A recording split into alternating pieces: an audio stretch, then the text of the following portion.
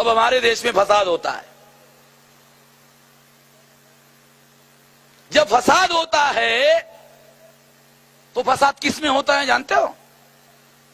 जिन्होंने धर्म परिवर्तन नहीं किया, वो schedule caste, schedule tribe, other backward caste के जो लोग हैं वो लोग, और जो धर्म परिवर्तित होके मुसलमान हो गए और जो धर्म परिवर्तन नहीं किया, उन दोनों के बीच में फसाद होता है।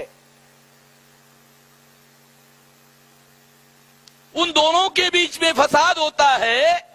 और जब दूसरे दिन अखबार में खबर आती है छपकर, तो खबर में क्या होता है? खबर में होता है हिंदू मुसलमान का फसाद। अखबार में क्या होता है? अखबार में होता है हिंदू मुसलमान का फसाद। मगर फसाद तो हिंदू मुसलमान का नहीं है। फसाद तो जो धर्म परिवर्तित नहीं हुए और जो धर्म परिवर्तित हुए, इनसे ही, यहां से ही उधर गए, ये दोनों के बीच में फसाद होता है। मगर अखबार वाले लिख देते हैं कि फसाद हिंदू मुसलमान में हुआ। अखबार वाले ऐसा क्यों लिखते हैं? क्योंकि अखबार के मालिक बनिया हैं और अखबार के संपादक ब्राह्मण हैं, अखबार के पत्रकार ब्राह्मण हैं, अखबार का मालिक बनिया है। इसलिए हम इस देश के प्रचार माध्यम का हमने नाम रखा ब्राह्मण बनिया प्रचार माध्यम। इसका नाम हमने रखा ब्राह्मण बनिया प्रचार माध्यम। इसका निर्माता कौन है? इसका निर्माता है मोहनदास करमचंद गांधी। गांधी जी बनिया थे। आजादी के आंदोलन में प्रचार करने की जरूरत थी। गांधी जी ने अपने भाइयों को समझाया और उन बनियों ने अखबार निकाले। आपको सबूत चाहिए? चलो सबूत बता देता हूं। टाइम्स ऑफ इंडिया जो ग्रुप है जैन बनिया का, एक्सप्रेस ग्रुप है गोयंका बनिया का, हमारे महाराष्ट्र में लोकमत ग्रुप है, आपके इधर भी आया होगा, आया, ए दरडा बनिया का,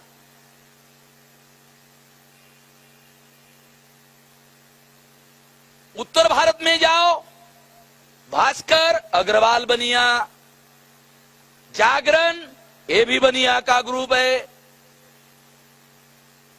तो हमारे देश में जितने चेन पेपर निकलते हैं, जिसको श्रृंखलाबद्ध अखबार कहा जाता है, वो अखबार बनिया के मलकियत में है।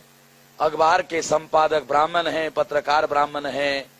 ब्राह्मण बनिया प्रचार माध्यम हो गया। जिस पर ब्राह्मण बनिया का कब्जा है, वो खबर क्या छापता है?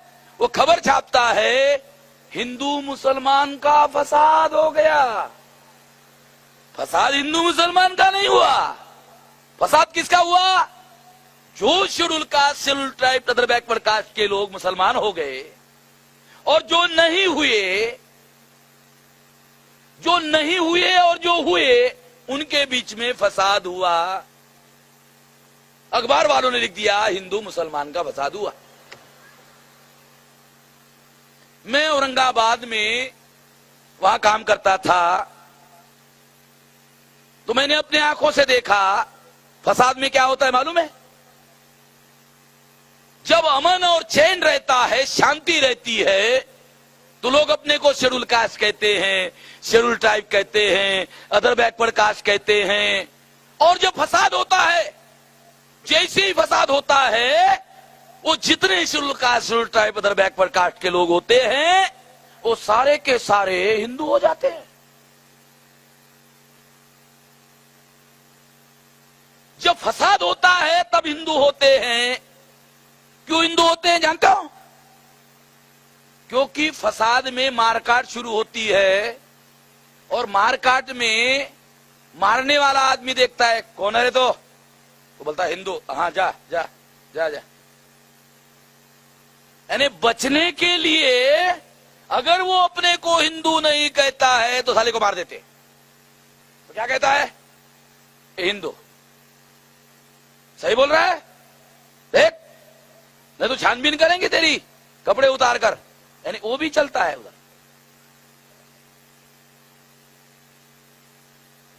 तो फसाद में ये लोग अनुसूचित जाति जनजाति इधर बैकवर्ड क्लासेस के लोग हिंदू बन जाते हैं। जब तक फसाद का प्रभाव रहता है लोग हिंदू बने रहते हैं, और जैसे ही अमन शांति आ जाती है लोग अपने को schedule caste, schedule tribe, other backward caste कहना शुरू कर देते हैं। इससे क्या प्रमाणित होता है? इससे प्रमाणित होता है कि अगर इस देश में अनुसूचित जाति जनजाति अदर बैकवर्ड क्लासेस के लोगों को हिंदू बनाना है तो हिंदू बनाने के लिए फसाद करवाना जरूरी है। ध्यान रखना, काल्पनिक बातें नहीं कह रहा हूं। अगर इस देश में हिंदू बनाना है किसी को तो हिंदू बनाने का एक तरीका है। फसाद में अगर लोग हिंदू होते हैं, शिवसेना का पूना में अधिवेशन हुआ था पहला, तो उस अधिवेशन में प्रोफेसर देशपांडे नाम के एक ब्राह्मण प्रोफेसर वहां एक्सपर्ट के तौर पर बोलने के लिए उन्होंने बुलाया था। तो उन्होंने अपने भाषण में एक सिद्धांत बताया। क्या सिद्धांत बताया? कि हिंदुओं की जागृति प्रतिक्रिया से होती है। हिंदुओं की जागृति प्रतिक्रिया से होती है। मगर उसने सिद्धांत आधा बताया, पूरा नहीं बताया। मैं बता देता हूं पूरा, क्योंकि आधा खतरनाक होता है, इसलिए पूरा बताना जरूरी है। हिंदुओं की जागृति प्रतिक्रिया से होती है और प्रतिक्रिया फसाद से होती है। अब हो गया पूरा। हिंदुओं की जागृति प्रतिक्रिया से होती है। अगर हिंदुओं में हिंदू की जागृति निर्माण करनी है तो देशपांडे का कहना है प्रतिक्रिया निर्माण करनी होगी। मगर उसके सामने समस्या थी। अगर बताऊंगा कि प्रतिक्रिया कैसे निर्माण करना होगा तो उसको बताना पड़ता कि इसके लिए फसाद करना पड़ेगा। अगर वो ये बताता कि फसाद करना पड़ेगा तो ये अपराध संहिता में अपराध माना जाएगा। इसलिए उसने आधा बताया और जो आधा रह गया था वो प्राइवेट में बताया होगा, क्योंकि प्राइवेट में बताने से काम तो हो जाता है मगर कानून से बचाव भी हो जाता है। मैं तो बदमाश लोगों की बदमाशी का विश्लेषण कर रहा हूं। मैं अपने से कुछ नहीं कह रहा हूं, न कर रहा हूं। मैं तो भारत को महान बनाने का जो अभियान चल रहा है, अगर फसाद खत्म कर लो तो अमन आएगा, शांति आएगी, शांति आएगी तो तरक्की होगी, तरक्की होगी तो देश का विकास होगा, विकास होगा तो देश महान होगा, महान होगा तो महाशक्ति होगा, महाशक्ति होगा तो दुनिया में भारत का मान सम्मान होगा। इसलिए मैं फसाद की जड़ को खत्म करना चाहता हूं, इसलिए ये कह रहा हूं। जो काम पुलिस को करना चाहिए वो काम मैं कर रहा हूं। ये काम पुलिस को करना चाहिए। लॉ एंड ऑर्डर पुलिस का सब्जेक्ट है, मेरा नहीं है। कानूनन संविधान सम्मत पुलिस का एक ही काम है, दो नहीं। क्या काम है? लॉ एंड ऑर्डर मेंटेन करना। लॉ एंड ऑर्डर का मतलब है कानून और व्यवस्था का निर्माण करना। जब व्यवस्था होती है तो तरक्की होती है। फसाद में कानून और व्यवस्था खत्म हो जाती है और इस वजह से समस्याएं बहुत ज्यादा गहरी होती है। इसलिए मैं ये बता रहा हूं, आप लोगों को जानकारी बता रहा हूं। क्या जानकारी बता रहा हूं? कि जिन लोगों के बीच में फसाद होता है वो लोग जो हैं लिख देते हैं हिंदू मुसलमान का फसाद है। फसाद हिंदू मुसलमान का नहीं होता है। जो धर्म परिवर्तित मूल निवासी है वो, और जिन्होंने धर्म परिवर्तन नहीं किया, दो मूल निवासियों में फसाद होता है। एक मूल निवासी दूसरे मूल निवासियों को मारता है, जलाता है, काटता है, खत्म कर देता है। एक मूल निवासी उसको मारता है, दूसरा मूल निवासी उसको मारता है, एक उसको मारता है, वो उसको मारता है, दोनों को मारते हैं, दोनों को मारकर मरते हैं, खपते हैं, खत्म होते हैं। जो बच जाते हैं वो कोर्ट के चक्कर में खत्म हो जाते हैं।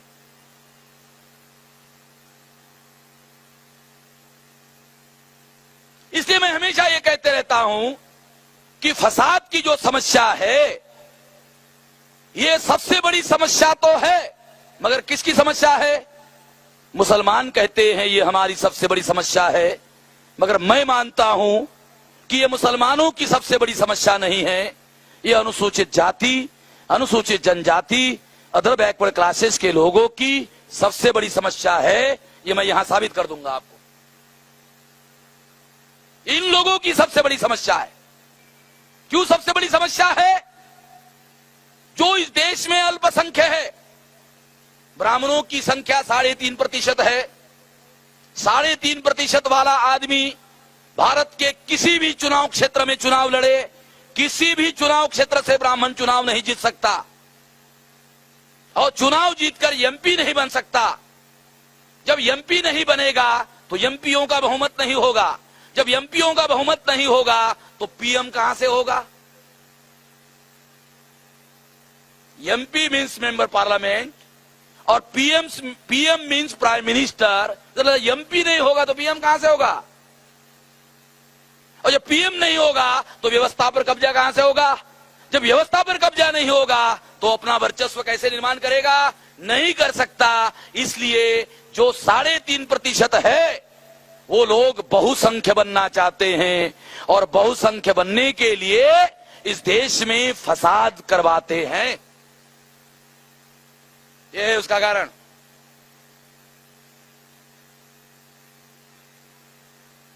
फसाद करवाने से क्या होता है? जो schedule caste, schedule tribe, other backward caste का आदमी अपने को हिंदू नहीं कहता, न मानता है, वो फसाद में हिंदू हो जाता है। और जैसे ही फसाद में हिंदू हो जाता है, अल्पसंख्यक ब्राह्मण बहुसंख्य हो जाता है। बहुसंख्य हो जाता है, वो चुनाव लड़ता है, हिंदू के नाम पर वोट पाता है, और हिंदू के नाम पर जैसे वोट मिलता है, अल्पसंख्यक ब्राह्मण चुनाव जीत जाता है। वरना कोई भी ब्राह्मण भारत में चुनाव नहीं जीत सकता। किसी भी चुनाव क्षेत्र से, भारत के किसी भी 543 में से पावर पर कब्जा करने के लिए फसाद होते हैं। ध्यान रखना। 3.5% लोग, आपको सुनकर आश्चर्य लगेगा, जो 3.5% है, ब्राह्मण 3.5%, मुसलमान 12%। 3.5% ब्राह्मण मुसलमानों को क्या कहते हैं? मुसलमानों को कहते हैं अल्पसंख्यक। 3.5% बहुसंख्य और 12% अल्पसंख्य। समझ रहे हो ना चमत्कार? ये चमत्कार के बारे में कभी सोचा? कभी नहीं सोचा आप लोगों ने। ये बहुत ज्यादा गंभीरतापूर्वक सोचने का मामला है कि आखिरकार अल्पसंख्यक ब्राह्मण एडल्ट फ्रेंचाइज में, प्रौढ़ मताधिकार में बहुसंख्य कैसे होता है? और जब बहुसंख्य नहीं होगा तो चुनाव कैसे जीतेगा? जब चुनाव नहीं जीतेगा तो व्यवस्था पर काबिज कैसे होता है? नहीं हो सकता, मगर होता है। इसीलिए फसाद करवाए जाते हैं। फसाद इसीलिए होते हैं, और फसाद में अनुसूचित जाति, जनजाति, अदर बैकवर्ड क्लासेस के लोगों को हिंदू के नाम पर इस्तेमाल किया जाता है। मैं दुख के साथ कहना चाहता हूं मुसलमान भाइयों को कि मुसलमान लोग अनुसूचित जाति, जनजाति, अदर बैकवर्ड क्लासेस के लोगों को हिंदू कहते हैं। ये बिल्कुल हिंदू नहीं है। मैं मुसलमानों से ये अपील करना चाहूंगा कि मुसलमान अनुसूचित जाति, जनजाति, पिछड़े वर्ग के लोगों को हिंदू ना कहे, कम से कम इतना ना कहे। क्योंकि जब मुसलमान अनुसूचित जाति, जनजाति और पिछड़े वर्ग के लोगों को हिंदू कहता है तो वो आरएसएस की मदद करता है, विश्व हिंदू परिषद की मदद करता है, वो बजरंग दल की मदद करता है। अगर मुसलमान आरएसएस की, विश्व हिंदू परिषद की, बजरंग दल की मदद करता है और मदद करने से उसको शक्तिशाली बनाता है, उसको शक्तिशाली बनाने के बाद अगर मुसलमान रोता है, चिल्लाता है, तो उसको रोने चिल्लाने का अधिकार नहीं है। अगर वो रोता है, चिल्लाता है, तो कोई और जिम्मेवार नहीं है, वो खुद जिम्मेवार है। उसको कम से कम अपने दुश्मन को ताकतवर बनाने का काम नहीं करना चाहिए। मैं आपकी जानकारी के लिए बता दूं, हमारे वक्ताओं की माफी मांगकर भी एक बात कहना चाहता हूं, जो बहुत गंभीर मामला है कि मुस्लिम्स लोग जो वक्ता होते हैं, लगभग वक्ता जो है इस देश का नाम जब पुकारते हैं तो कहते हैं हिंदुस्तान, कहते हैं ना। आरएसएस के लोग साली फटे तक ताकत लगा रहे कि इस देश को हिंदुस्तान बनाया जाए, बनाया जाए, बनाया जाए, बनाया जाए, फटे तक कोशिश कर रहे हैं, मगर मुसलमानों ने तो पहले बना दिया। वो फटे तक कोशिश कर रहे हैं मगर हो नहीं रहा, और मुसलमानों ने बना दिया। नहीं बनाना चाहिए, बना दिया। बाबा साहब अम्बेडकर ने जब संविधान लिखने के लिए लिया, आप संविधान पढ़ लेना, संविधान की पहली लाइन, दूसरी तीसरी नहीं, पहली लाइन जब बाबा साहब अम्बेडकर ने लिखी, पहली क्या लिखा? India that is a Bharat. एकमात्र आर्टिकल है जिसको लिखा और ट्रांसलेशन भी खुद ही किया translation. India that is a Bharat. ऐसा ट्रांसलेशन क्यों किया बाबा साहब ने? क्योंकि बाबा साहब अम्बेडकर को आशंका थी जब मैं मर जाऊंगा तो कोई ब्राह्मण अंग्रेजी संविधान का ट्रांसलेशन करेगा और इंडिया का ट्रांसलेशन हिंदुस्तान करेगा। इंडिया का ट्रांसलेशन क्या करेगा? हिंदुस्तान करेगा। तो बाबा साहब अम्बेडकर ने सोचा कि इंडिया का ट्रांसलेशन हिंदुस्तान नहीं होना चाहिए। इसके पहले उन्होंने ट्रांसलेशन कर दिया India that is a Bharat, ताकि किसी को ट्रांसलेशन करने का मौका ही ना मिले। ए रिफ्लेक्शन ऑफ माइंड है बाबा साहब अम्बेडकर का, कि बाबा साहब अम्बेडकर भारत को हिंदुस्तान न कहते थे न मानते थे। अगर भारत का संविधान हिंदुस्तान नहीं मानता तो मुसलमान भारत को हिंदुस्तान क्यों कहता है?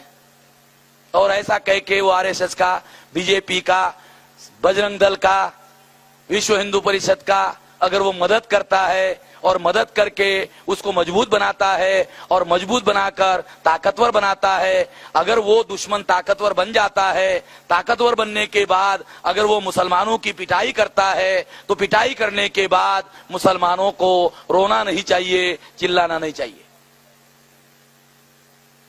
अगर रोना नहीं है, चिल्लाना नहीं है, तो अपने दुश्मनों को ताकतवर बनाने का काम नहीं करना चाहिए। अगर आप अपने दुश्मनों को ताकतवर नहीं बनाते हो तो फिर आप लोगों को इसके विरोध में आवाज उठाने की, जद्दोजहद करने की अधिकार है, ये माना जा सकता है। साथियों, मैं आप लोगों को ये उदाहरण इसलिए बता रहा हूं, ये उदाहरण है। ऐसी बहुत सी बातें हैं जो हम तकरीर में बोलते रहते हैं और बोलने से ही हमारे दुश्मनों का बहुत सारा हमारे द्वारा मदद होती रहती है। कम से कम अगर हम दुश्मन को कमजोर नहीं बना सकते तो कम से कम दुश्मन को ताकतवर नहीं बनाना चाहिए। अगर दुश्मन को हम लोग कमजोर नहीं कर सकते तो कम से कम उसको ताकतवर नहीं बनाना चाहिए। कम से कम इतना तो हम कर सकते हैं, ये हमको करना चाहिए। तो साथियों, मैं ये बता रहा था कि इस देश में फसाद करने के लिए अनुसूचित जाति, जनजाति, अदर बैकवर्ड क्लासेस के लोगों को कैसे तैयार किया जाता है फसाद करने के लिए? उनको कहा जाता है मुसलमान विदेशी है। आपको जानकारी होनी चाहिए, आपको प्रतिवाद करना है। आपको प्रतिवाद करने के लिए आपके पास इंफॉर्मेशन चाहिए। वो कहते हैं उनके बीच में जाकर, क्या कहते हैं? मुसलमान विदेशी है। और मुसलमान क्या कहते हैं? इसका क्या जवाब देते हैं? मुसलमान जवाब देते हैं बाबर हमारा पुरखा है।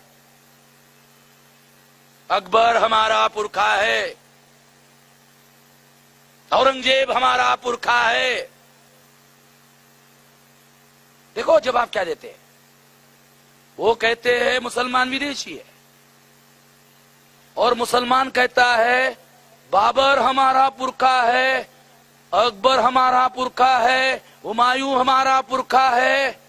जो विदेशी आक्रमणकारी है उसको मुसलमान कहता हमारा पुरखा है। जब मुसलमान कहेगा वो हमारा पुरखा है, तो आरएसएस कहता है मुसलमान विदेशी है। तो क्या मुसलमान साबित नहीं करता कि मुसलमान विदेशी है?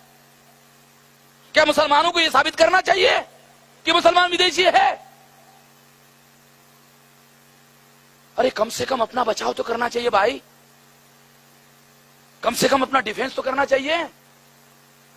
इससे संकट तो निर्माण होता है, ये संकट तो निर्माण नहीं होने देना चाहिए अपने सामने। वो कहते हैं विदेशी है। मैं लोगों को बताता हूं सारे देश भर में कि 99% मुसलमान धर्म परिवर्तित मुसलमान हैं। और धर्म परिवर्तन क्यों किया इन लोगों ने धर्म परिवर्तन? ये धर्म परिवर्तन किया, ये सही किया, गलत बिल्कुल नहीं किया। ये धर्म परिवर्तन का आंदोलन, ये हमारे लोगों के मान, सम्मान, स्वाभिमान का आंदोलन है। क्यों है? क्योंकि उन्होंने अपने धर्म के नाम पर हमारे लोगों को दबाने की कोशिश की, उनको नीच बनाने की कोशिश की, उनको अछूत बनाने की कोशिश की, उनको जाति के आधार पर तोड़ने की कोशिश की, और उनको दबाकर गुलाम बनाने की कोशिश की। जिन लोगों को गुलाम बनाने की कोशिश की गई, उन लोगों ने प्रतिकार करके अगर उनके धर्म को लात मार करके दूसरा धर्म कबूल किया, ये उनके मान, सम्मान और स्वाभिमान का विद्रोही अभियान था।